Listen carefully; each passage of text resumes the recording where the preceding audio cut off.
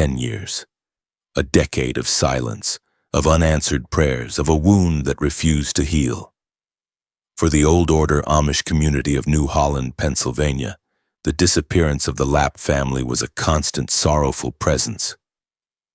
In 1992, Aaron, his wife Miriam, and their 5 children vanished from their farm, leaving behind only a cryptic note about a weekend trip to visit relatives.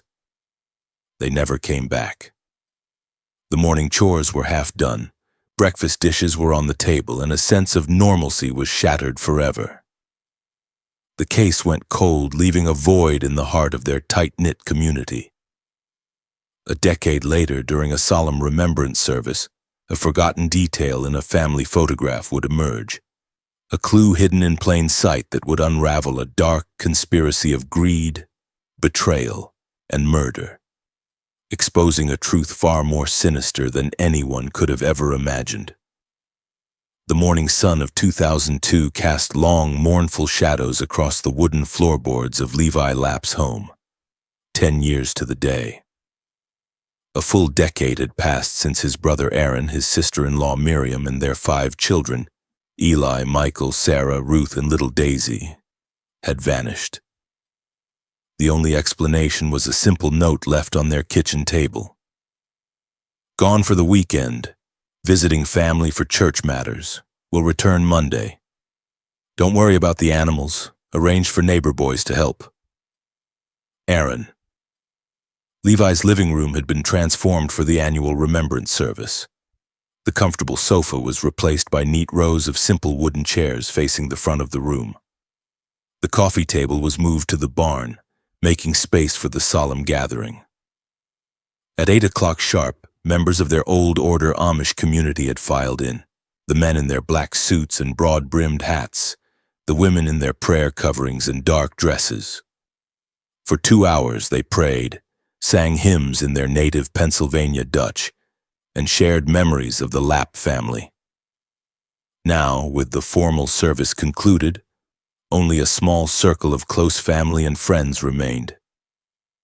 Among them was Mary Stoltzfus, Miriam's dearest friend, her eyes still red from weeping. Old Joseph King, whose farm bordered the abandoned Lapp property, sat in quiet contemplation. "Every year we read this note," Mary said, her voice trembling as she looked at the carefully preserved message. "And every year I wonder, what church matters could have been so urgent? And which family? We are their family.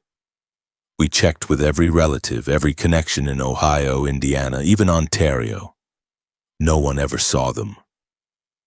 Esther, Levi's mother, reached for a photograph taken just days before the family disappeared. It showed them all on their front porch, smiling, a picture of wholesome, happy Amish life. "Such beautiful children," she whispered, her voice breaking. Eli would be 23 now, Michael 21, Sarah 19, Ruth 14, and little Daisy. Daisy would be 10. The official police investigation had been brief and frustrating. Hampered by the community's reluctance to involve outside authorities and with no signs of foul play, the case was quickly marked as a voluntary disappearance and eventually went cold.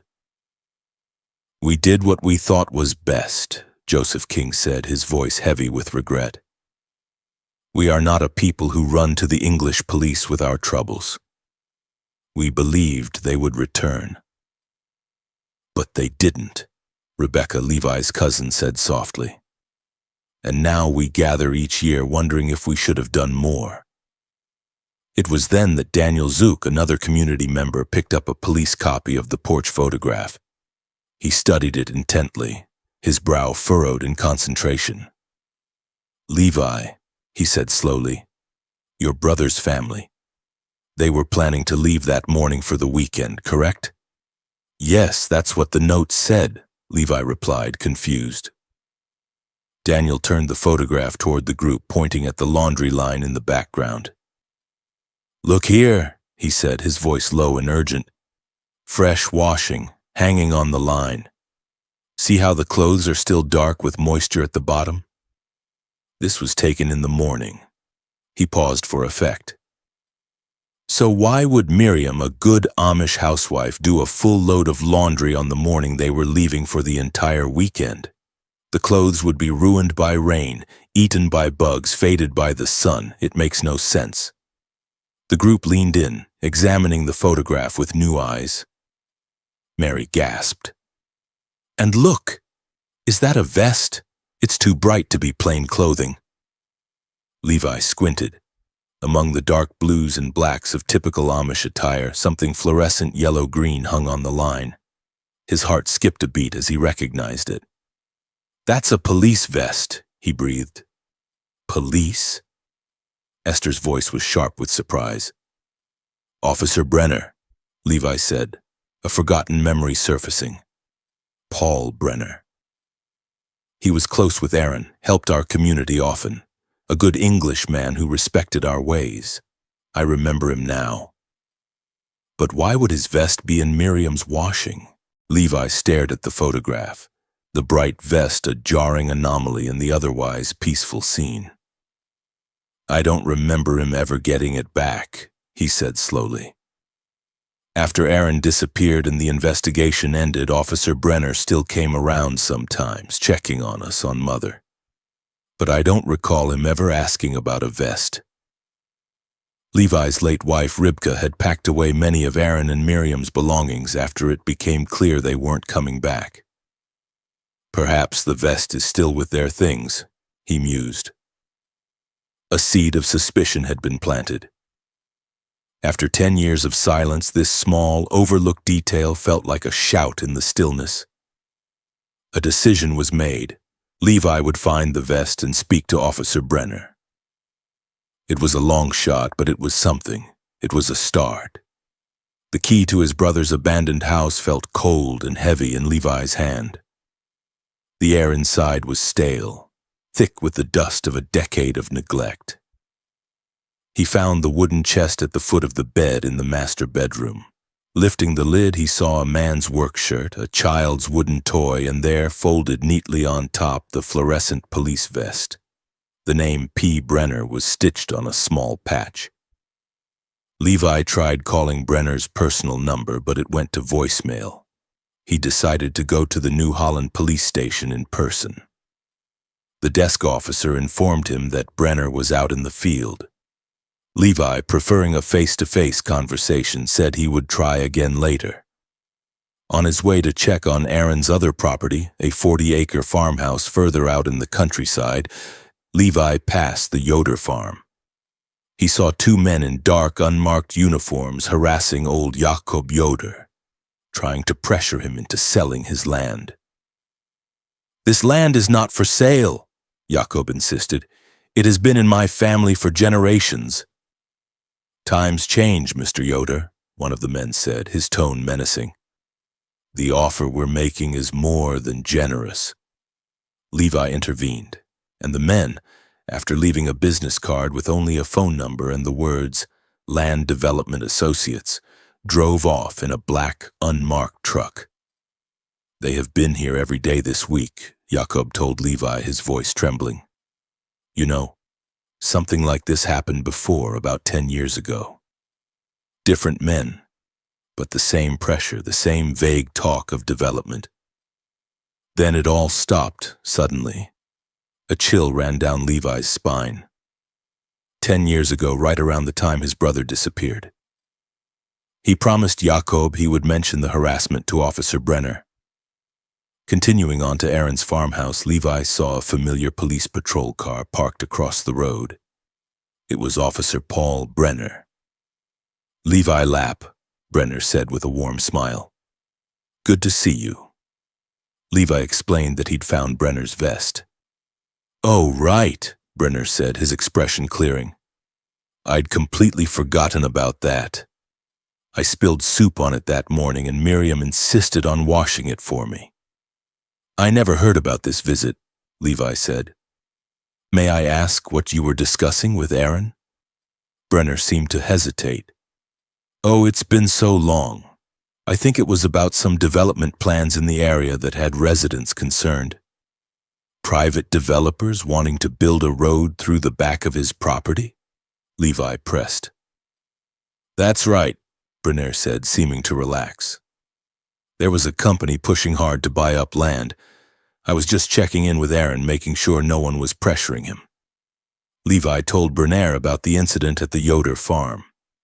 Brenner's expression tightened. I'll look into it, he promised. As they were talking, the same black truck from the Yoder farm drove by. Listen, Levi, Brenner said quickly, I have to go. An important meeting. He pulled out onto the road, following the truck at a discreet distance. Levi felt a flicker of reassurance, but it was short-lived. A man in a business suit arrived at the farmhouse, interested in buying the property. He made a lowball offer, then, to Levi's surprise, pulled out a map showing development plans.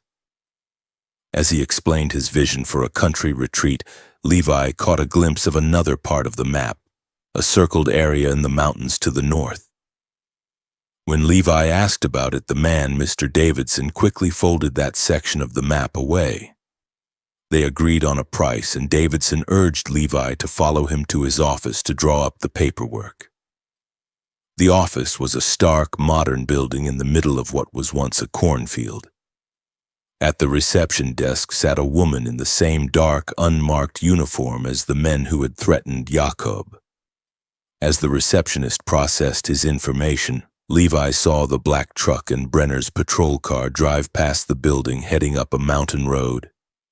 Ma'am, Levi asked, and what's up that mountain road? I wouldn't know, she replied dismissively. While waiting, Levi noticed a large architectural model of their valley. But in this version, the Amish farms were replaced with commercial buildings, housing developments, and shopping centers. His own home, his mother's house, Aaron's properties, all gone. Only one area remained undeveloped, a spot on the mountain marked with what looked like a church. A small placard read, Amish Heritage Memorial, preserving the memory of Pennsylvania's plain people. Memory, not presence. As if they were already gone. His blood ran cold. The memorial was in the same location as the circled area on Davidson's map. He had to get out of there.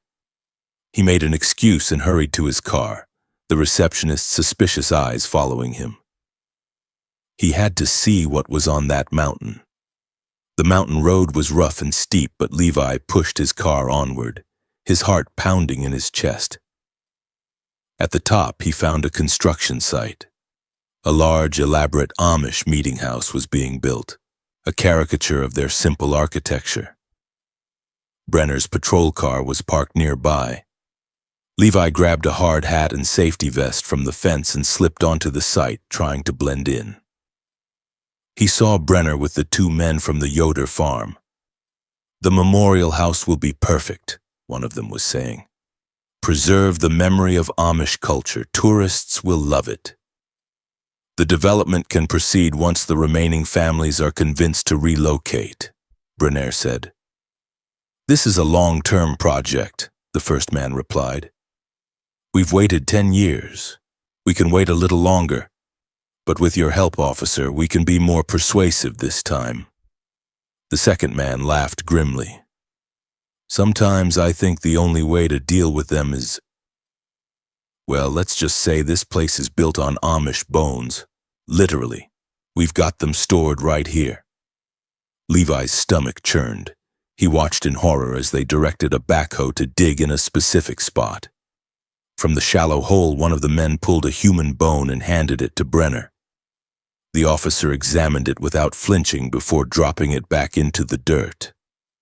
You see, the second man grinned at Brenner, we stored them here. The whole family, plus a few others who got too curious over the years. There will be more in the future. Once we clear out the remaining Amish, kill some if necessary, frighten the rest into leaving, this whole valley will be ours to develop. And you'll help us, won't you, officer? Just like before. Brenner nodded slowly. The department trusts me to handle Amish affairs. They won't question my reports. Levi backed away, his body trembling with a mixture of terror and rage. He ran to his car and sped down the mountain until he had a cell signal. With shaking hands, he dialed 911. "My name is Levi Lapp," he said, his voice cracking. "I need to report a murder, multiple murders, and police corruption. Officer Paul Brenner is involved. He's working with developers who killed my brother's family 10 years ago. I saw the bones. They're digging them up right now." Within minutes, the wail of sirens echoed through the valley. Levi led the state police back up the mountain. The construction site erupted into chaos. Brenner, seeing the approaching police cars, his face went white. As the developers made a run for their truck, Levi blocked their path with his car. "Levi, what are you doing?" Brenner demanded, trying to maintain his authority. "I saw everything," Levi said, his voice cold and steady. "The bones. My brother's family, you helped murder them." The newly arrived officers took control. At Levi's direction, they went to the excavation site. "Sergeant, we've got human remains here," an officer called out. Brenner turned to run, but a warning shot stopped him in his tracks. One by one, Brenner and the two developers were handcuffed. As they were led away, their arrogance was replaced by sullen defeat. Levi then directed the police to the office building at the foot of the mountain, where Davidson was also taken into custody. The long night of silence was finally over. The truth, buried for a decade under layers of lies and a mountain of dirt, had been unearthed. The New Holland police station was a hive of activity. Detective Sarah Chen of the state police led Levi to a quiet interview room. "I know this has been an overwhelming day," she said gently, "but I need you to tell me everything." Levi recounted the day's events, from the discovery of the vest in the photograph to the horrifying scene at the construction site. Detective Chen listened patiently, her expression grim. "We found something at Davidson's office," she told him. "A journal.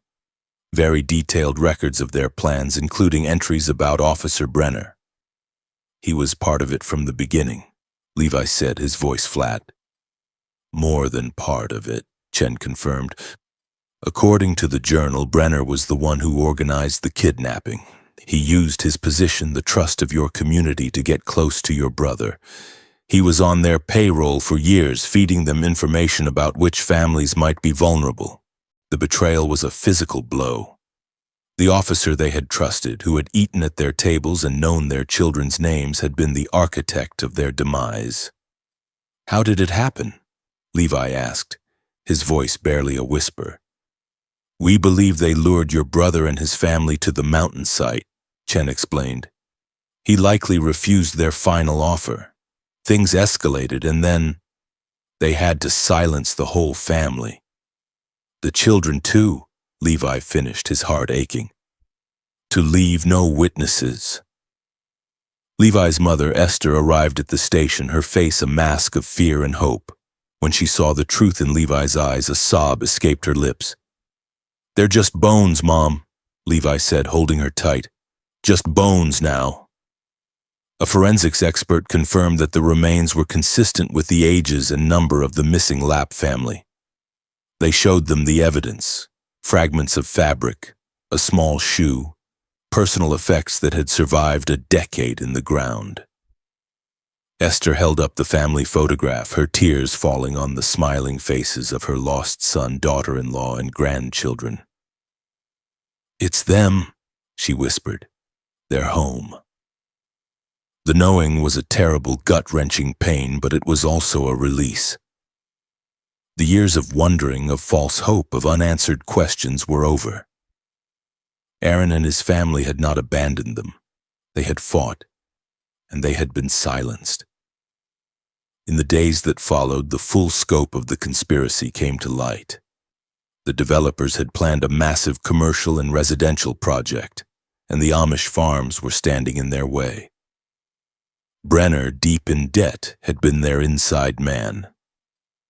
After the murders, the project was put on hold, the risk of exposure too great. They had waited 10 long years to try again, believing their secret was safe, buried on a lonely mountain. The discovery sent shockwaves through the quiet Amish community and beyond. The story of the vanished family, the corrupt cop, and the greedy developers made national headlines. For the people of New Holland, it was a brutal lesson in the darkness that can hide behind a friendly face and the evil that can fester in the heart of their peaceful valley. Levi Lapp, a simple furniture maker, had become the reluctant hero who brought a decade-old crime to light.